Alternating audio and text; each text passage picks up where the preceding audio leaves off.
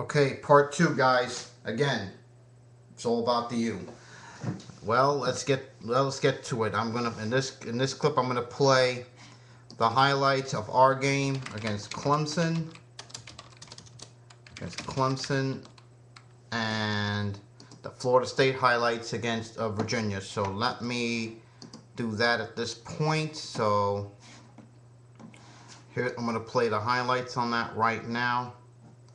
So let's get to work on that.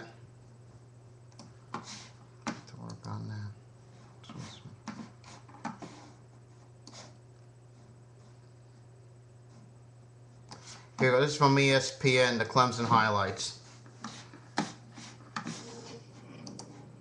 Good ACC tilt from South Carolina. Ja'Cory Harrison, over 16 Miami, taking on Clemson. First quarter, the Tigers down 7-zip. How about Andre Ellington breaking it to the outside, and he is gone 71 yards. I'll tell you this, we cannot let Jermaine Thomas do this on Saturday night. Second quarter now. The Canes down 14-7 on the 3rd and 5. Harris going deep over the middle and finding his man, Leonard Hankerson, behind. And you know you'll see Florida State try to double Hankerson, so our receivers will have to step up in this game. Bird, Johnson, and Travis Benjamin. Later second quarter now, the Canes strike again. Harris this time the nice throw. If we can get this going on Saturday night, that'll be very, very key. We can get Mike James involved. 7-14 lead at the break. Late in the third now. Second and goal for Clemson, and it's Ellington rushing. In a game this close, guys, you're going to have to be aware that Jermaine Thomas is going to get to be the top ball carrier. Fourth quarter now. Clemson down 9, under 3 minutes to go. Kyle Parker is sacked. Yeah, getting the Ponder will be a lot tougher because their offensive line is going to be a lot better than Clemson is. On the road, 30-21. I'll tell you, Florida State's offensive line is a lot better than Clemson's is. Now, when I play the Florida State-Virginia highlights, you'll get to see why.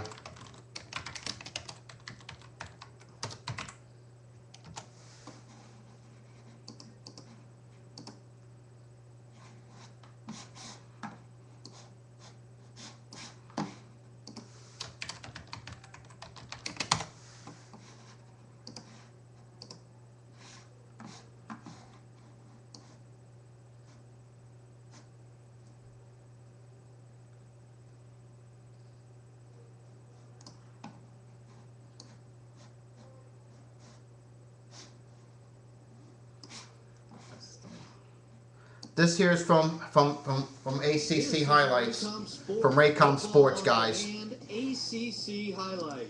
The Raycom Sports Game of the Week took us to Scott Stadium in Charlottesville, Virginia, as the Florida State Seminoles and Virginia Cavaliers renewed their battle for the Jefferson Epps Trophy. First-year Wahoo coach Mike London told his young team exactly what it would take to pull off the home upset. We're going to need our best football today, fellas. Our best football today. But we can do that because we're capable of. Yeah, they're horrible this year, folks. FSU quarterback Christian Ponder drove his team into the red zone, but Cavs cornerback Chase Minifield came up huge. I tell you, that's our secondary is going to have to come up huge in this game and force Florida State to have to settle for field goals. 3-0 Seminoles. Just 1 minute later, after a Virginia punt, Jermaine Thomas takes the lead. Tackling was an issue against Ellington, and it must come up big against the Noles in this game. It must come up big, folks. A 10-0 lead through 1. Second quarter action, and the Seminoles prove they can also grind out a long drive as Ponder pumps and then hits Willie. We got to stay at home on this, guys. Got to stay home. Our corners have got to stay home on this. 6-yard possession, 17-zip. FSU. And they were a 14-play drive on that score. Continued for the Garnet and Gold as Thomas takes the handoff at the Virginia 10, gets a great block, and then refuses to go down. Again, tackling is going to be an issue, folks. We have got to finish tackles. We can't let Thomas get those extra yards after the first hit. Late Hopkins field goal for a 27-0 advantage at the half. Now, Florida State in the first half against Virginia had 294 yards to just 42 for Virginia. If that happens to us in this game, we will be in major, major trouble because Virginia was 0 for 7 and Florida State was 7 for 10. when they came into to Sun Life last, we got killed on third down conversions. In fact, Florida State converted 65% on third downs. You know, we cannot. They were 70% in the first half against Virginia. We have got to stay out of third. We have to stay out of third and short and make Florida State have to convert third and longer than 7 yards in this game if we have any to get our defense off the field. First half Haviland stats show the Seminole domination in every category, including total yards, average yards per play, and most glaring of all, third down conversion, where Virginia was 0 for 7. After the break, the Cavaliers showed they had plenty of fight left. On 2nd and 11, Mark Vera. I see we can torch him. I mean, down the left sideline. if Jacory doesn't make mistakes, guys, I think we have a very good shot to win this ball game. And Verica had time. Our offensive line can give him time. Defense forced an FSU punt. Verica flexed his muscle once again. Here he hits Dontrell Inman for a 24-yard gain. And the Virginia. I think we got to get Chase Ford in this game, Richard Gordon. Our tight ends have not shown up yet. Saturday night would be a good time for that to happen. And the pass is intercepted by Greg Reed. You know Jacory is it's good for one pick. We can't have bad picks by Jacory in this game. Just 6 plays. Chris Thompson capping the Chris Thompson got in there. See, that's too easy. You know, we've got to shut the holes down very quickly. We move now to the fourth quarter, and Virginia has mounted another long drive. But once again, and again, Jacory has got to make better decisions. You know, because Verica made those tough plays, and we have got to have good decision making for Jacory in this game. Redshirt freshman Ross Matheny, and the young man from Stevens City, Virginia, delivers. Here he buys some time in the pocket. See, we get good protection. That protection is good. Jacory's gonna find some man. And that was the last points of the day as Florida State gets a nice road victory, 34-14 over Virginia. Let's take a look at the Haviland final stats of the day, and you will see. Well, this is something that really stood out at me with Florida State's defense.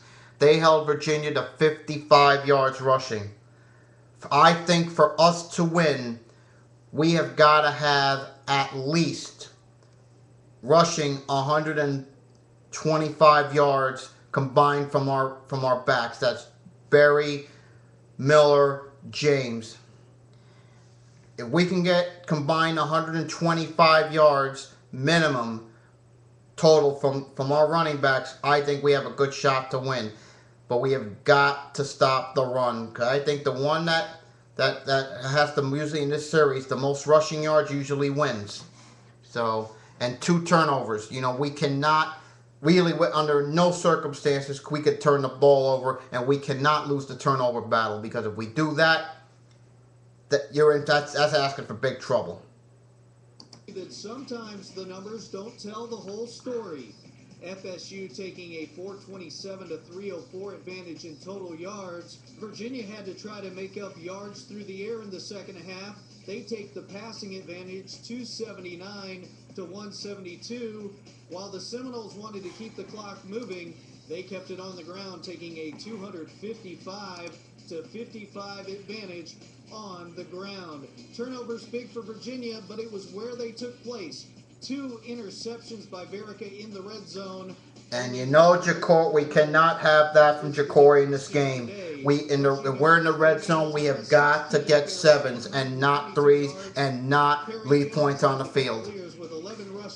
And I'll tell you what, Jermaine Thomas is the guy we got to stop. Leading the Seminoles, 17 of 29 for 172 yards and a touchdown. But where Pondo could kill you is his feet. If he's going to be his fine, I'd rather take my chances with his arm, because his legs is the one that's trouble. Well, it won't be that easy against our corners. That'd be Harris and Hill. And, you know, Halstead will be one we'll have to keep an eye on. With the victory, the Seminoles move to 4-1, while the Cavaliers fall to 2-2. Your final, once again from Charlottesville, the Florida State Seminoles 34, Virginia Cavaliers 14.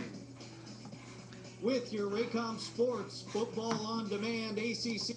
Well, there's a couple things I took from that. Number one, you can't turn the ball over, guys. Like I said, under no circumstances we could turn the ball over. You do that, you're asking for trouble. Number two, it's usually the team that usually scores first usually wins this ball game. If we get the ball first, we have got to get points. We cannot leave points on the field against that no offense. Because you know that no defense is going to try to pressure Jacory. You know Stoops is going to have a game plan to pressure Jacory into mistakes. You're going to see that in this game. We have got to get the running game going. We've got to get the running game going. I mean, this is the kind of game where you cannot have turnovers, killer turnovers, and expect to win. That won't get it done. Okay, so I'm gonna try to get one more part in, and in the third part, I'm gonna play the presser from Jimbo Fisher from yesterday, and I'm gonna play a little bit from Randy Shannon. So if I can find something on both, so I'll play that. So let me do that in part 3, guys.